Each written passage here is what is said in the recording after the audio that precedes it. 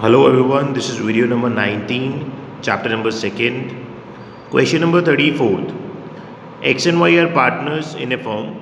X is entitled to a salary of rupees 10,000 per month and commission of 10% of the net profit after partner's salary but before charging commission.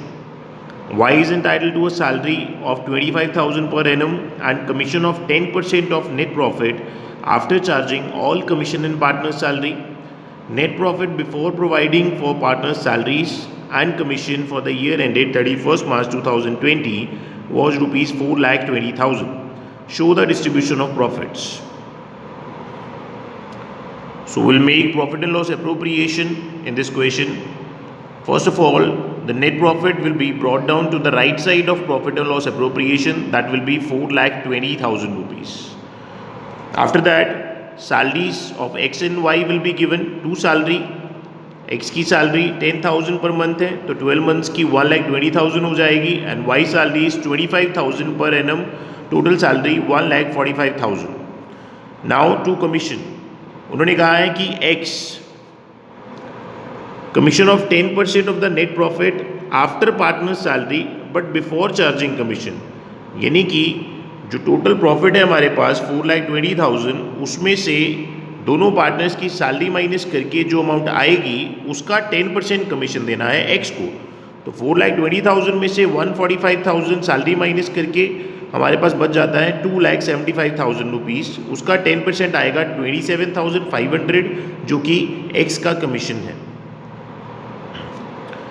Y के case में उन्होंने कहा है commission of 10% of net profit after charging all commission and partner salary, यानी कि जो हमारा net profit है उसमें से सैलरी तो माइनस करनी ही करनी है, उसके अलावा एक्स का और वाई का दोनों का कमीशन माइनस करके जो अमाउंट आएगी उसका 10%. तो 4,20,000 हमारा प्रॉफिट था, उसमें से दोनों पार्टनर्स की salary that is 1,45,000 rupees. X का कमीशन इज़ 27,500 अभी हमने कैलकुलेट किया है, लेकिन वाई का कमीशन हमारे पास नहीं है. तो ये आफ्टर चार्जिंग वाला केस आ गया फिर से. तो जो ये दोनों चीज़ें माइनस करके जो अमाउंट हमारे पास बचेगी उसका 10/110 कर देंगे हम, जिससे हमारे पास वाई का कमीशन आ जाएगा that will be 22,500 rupees. So total commission of X and Y will be 50,000. After that remaining profit is 2,25,000 that will be distributed between the partners equally. So this is your 34th question. Now we'll move to the next concept, that is interest on partners drawings. Question number 35. Ram and Mohan, two partners, drew for their personal use 1,20,000 and 80,000. तो राम की drawings है 1,20,000 and Mohan की drawings हैं 80,000. Interest is chargeable at the rate 6% per annum on drawings. What is the amount of interest chargeable from each partner?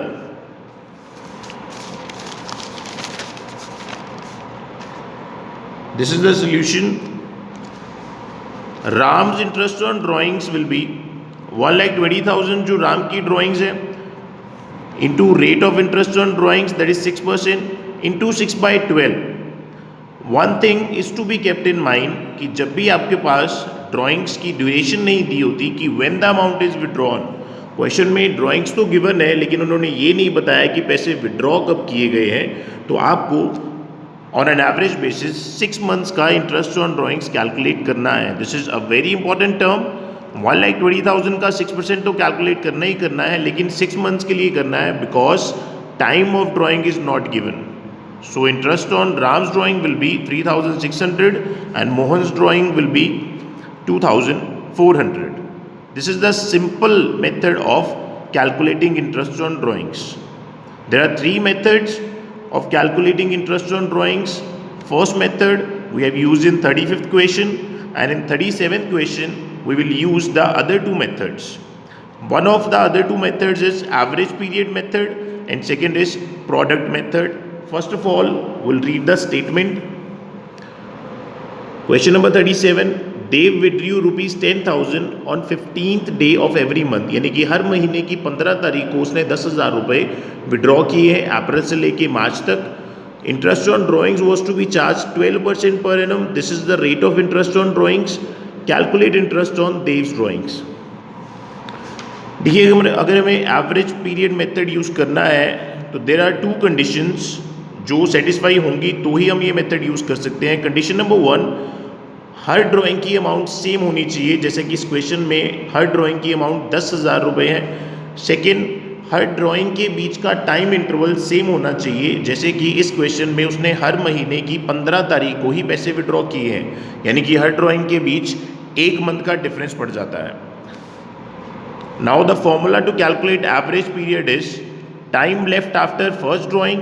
जब आपने पहली drawing की थी उसके बाद लास्ट ड्राइंग तक का, यानी कि ईयर एंड तक का टाइम जो है वो वाला time, plus time left after last drawing.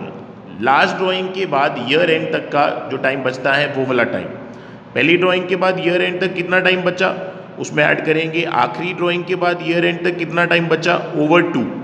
तो इस क्वेश्चन में जो फर्स्ट ड्राइंग थी वो उसने करी होगी 15 अप्रैल को, और 15 अप्रैल से लेके 31 मार्च तक बनते हैं आपके पास 11.5 मंथ्स. लास्ट ड्राइंग उसने करी होगी 15 मार्च को. 15 मार्च से 31 मार्च तक बनता है आपके पास 15 डेज, यानी कि हाफ मंथ. तो एवरेज टाइम आपका आ जाएगा 6 months. Total drawings will B 10,000. एक ड्राइंग की अमाउंट थी, उसने 12 बार 10,000 रुपीज़ विड्रॉ किए हैं, तो total drawings will B 120. Interest on drawings, total drawings, यहाँ पे आपको टोटल ड्राइंग्स लेनी है ना कि सिंगल अमाउंट लेनी है ड्राइंग्स की. तो टोटल ड्राइंग्स 1,20,000 है. रेट ऑफ इंटरेस्ट इज 12% और average time period is 6 months. Amount of drawings will B 7,200. अब इसी क्वेश्चन को हम सेकेंड मेथड से करेंगे, विच इज प्रोडक्ट मेथड.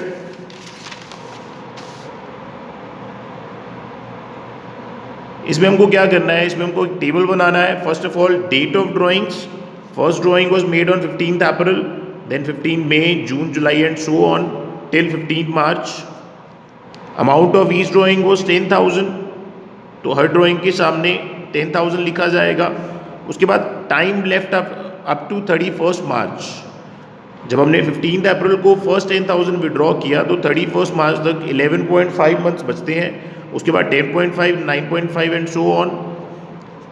इस अमाउंट को इस टाइम लेफ्ट के साथ हमें मल्टीप्लाई करके प्रोडक्ट कैलकुलेट करना है. तो ये सारे प्रोडक्ट्स आ जाएंगे और उनका टोटल आ जाएगा 7,20,000 rupees. After that amount of interest on drawings will B product value into rate of interest into 1/12. यहाँ पे 1/12 इसलिए है क्योंकि मंथ्स के साथ मल्टीप्लाई करने का प्रोसेस हम इस टेबल में कर चुके हैं. तो आपकी amount of drawings, interest on drawings आ जाएगी 7,200 रुपीज़. आप देख सकते हैं कि दोनों मेथड से इंटरेस्ट ऑन ड्राइंग्स की अमाउंट सेम ही आती है. So this is your 37th question. Thank you.